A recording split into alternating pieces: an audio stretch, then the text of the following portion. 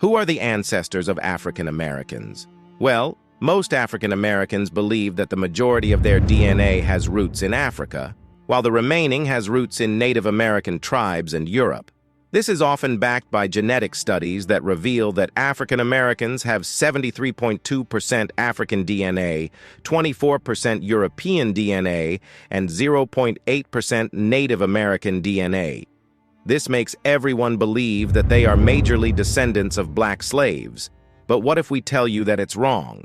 You have been intentionally told so. In fact, studies reveal that about 98% of African Americans have Native American roots. So, why were you lied to and what do they want to hide? Let's find that out in this video. The Black History Archives. You would have never heard that tens of millions of native black Americans, or rather Indians, used to live before Christopher Columbus came to America. However, immediately after 1492, all of them disappeared. But where did they all go? Well, many were shipped to Europe and Africa as Indian slaves.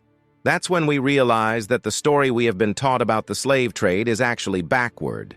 Instead of a massive influx of Africans to America, black Indians were transported from America to Europe. From there, they were sent from Spain to Africa as commodities in exchange for African resources. These black Indians, now mistakenly identified as African Americans, were later shipped back to America and labeled as African slaves. This crucial part of our history is often neglected in school curriculums. Every European nation that colonized North America exploited Indian slaves for construction, plantations, and mining. These slaves were frequently sent to outposts in the Caribbean and Europe. Historical records, particularly those from South Carolina, the original English colony of Carolina established in 1670, provide the most authentic documentation of this practice. Between 1650 and 1730, it's estimated that at least 50,000 Indians, possibly more, were exported by the English to their Caribbean outposts. Many shipments were concealed to avoid paying government tariffs and taxes. Between 1670 and 1717, more Indians were exported than Africans were imported. Entire tribes in the southern coastal regions were decimated by slavery more than by disease or war. A law passed in 1704 conscripted Indian slaves to fight in colonial wars long before the American Revolution. Indians found themselves caught in the Colonial Powers' strategies for economic control. The fur trade in the Northeast, the English plantation system in the South, and the Spanish mission system in Florida all caused major disruptions to Indian communities. Displaced Indians from the fur trade in the North migrated south. Plantation owners armed them to hunt slaves living in Spanish mission communities. The French, English, and Spanish manipulated the slave trade to their advantage. They negotiated the freedom of slaves in exchange for peace, friendship, and military alliances. For instance, the British established ties with the Chickasaw in Georgia, who were surrounded by enemies. The Chickasaw conducted extensive slave raids in the lower Mississippi Valley, selling the slaves to the English to reduce Indian populations and prevent the French from arming them. Ironically, the English saw this as a more effective method of so-called civilizing them compared to the French missionaries' efforts. The Indian slave trade stretched from New Mexico, which was then Spanish territory, all the way north to the Great Lakes. Historians believe that every tribe in this vast region was involved in the slave trade, either as captives or traders. Slavery was a key part of the strategy to depopulate the land and make room for European settlers. Here's a reminder to please support us so we can make more videos for you by subscribing to our channel and giving the video a like. We want to build a strong community, and we need your support. Let's continue now. As early as 1636, after the Pequot War, in which 300 Pequots were massacred, the surviving Pequots were sold into slavery and sent to Bermuda. Major slaving ports included Boston, Salem, Mobile, and New Orleans. From these ports, Indians were shipped to Barbados by the English, to Martinique and Guadeloupe by the French, and to the Antilles by the Dutch. Indian slaves were also sent to the Bahamas, often called breaking grounds, from where they might be transported back to New York or Antigua. Historical records show that Indians were seen as poor slaves. When not shipped far from their home territories, they easily escaped and found refuge with other Indian communities. They also died in high numbers during transatlantic journeys and succumbed to European diseases. By 1676, Barbados had banned Indian slavery, citing their too bloody and dangerous an inclination to remain here. But how does it prove that most black people in America are descendants of native black Indian people? Well, as the Indian slave trade was replaced by the African slave trade by the late 1700s, Native American women began to intermarry with imported Africans.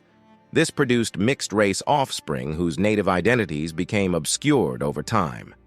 The colonial project aimed to erase the presence of Indians, and these mixed-race individuals were labeled as colored people through bureaucratic changes in public records.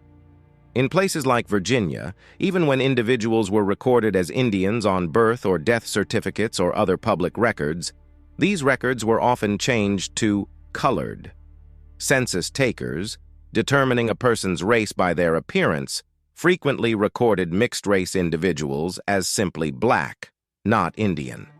As a result, today there is a population of Native American heritage, particularly in the Northeast, who are not recognized by society at large. What's more, this suggests that native black Indians and black Americans of today are the same. They share similar circumstances with the freedmen of the Cherokee and other 5 civilized tribes, as documented on the Dawes Roll cards by the United States Dawes Roll Administration. Interestingly, in early September 2015, Native American Indian tribes were awarded nearly $1 billion in a historic settlement. A total of 645 Native American tribes won settlements against the U.S. Department of Justice, amounting to $940 million. The U.S. government was fearful that more Native Indians, also known as colored, Negro, black, or simply left blank on their birth certificates, would discover their true history and heritage.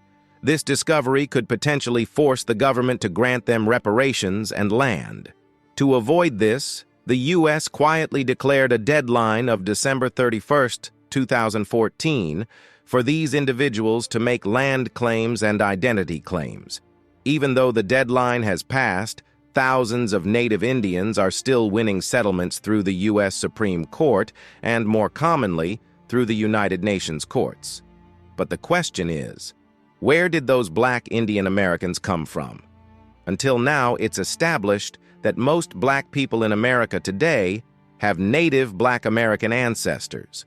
But we have to know who these native black Americans are.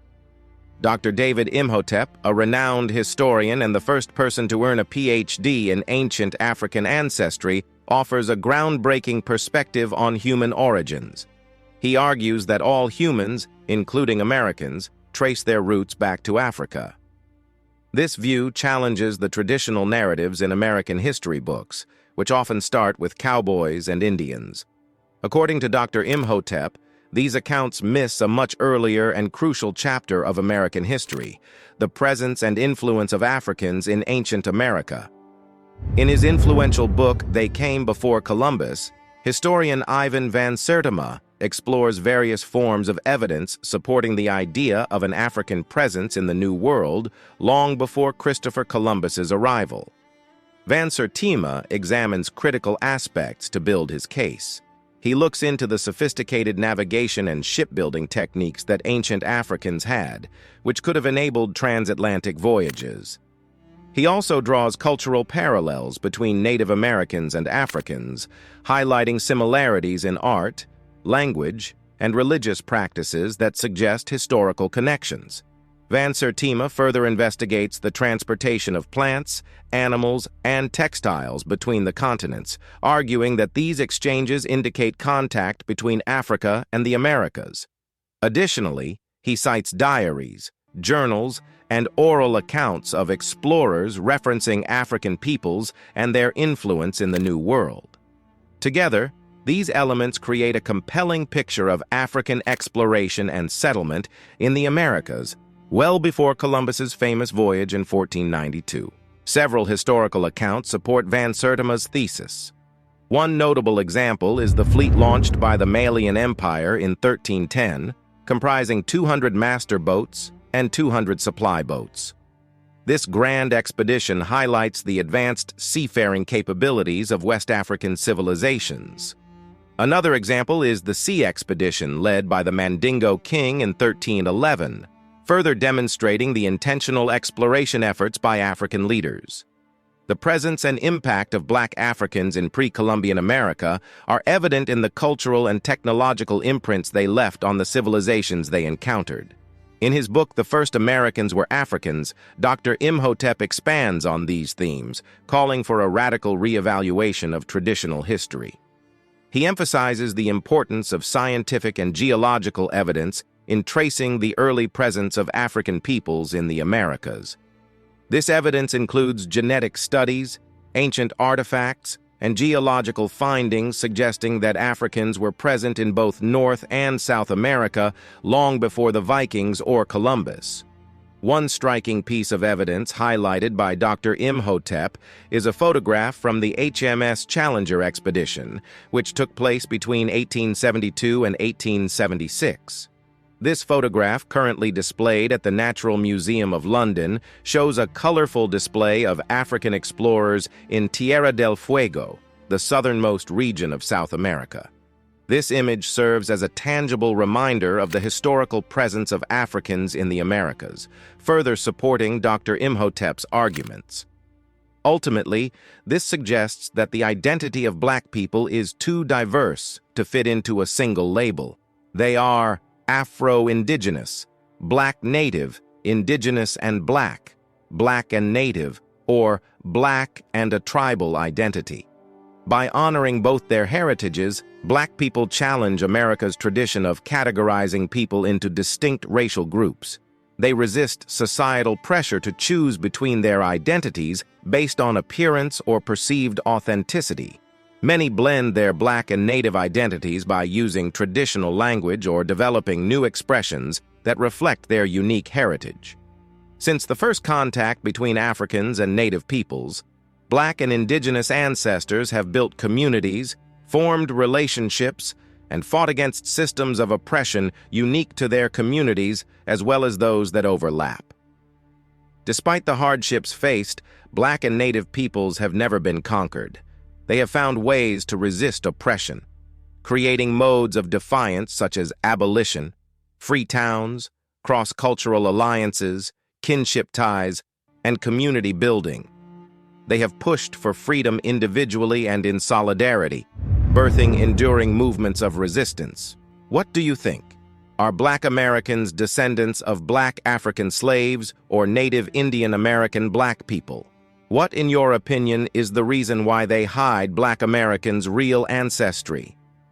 In the comments section right below, tell us whether you have had your DNA tested and know the percentage of Native Black Indian DNA you hold. Would you like us to make more videos? If yes, please support us by subscribing to the Black History Archives and clicking the bell icon. You can check out more videos on our channel too.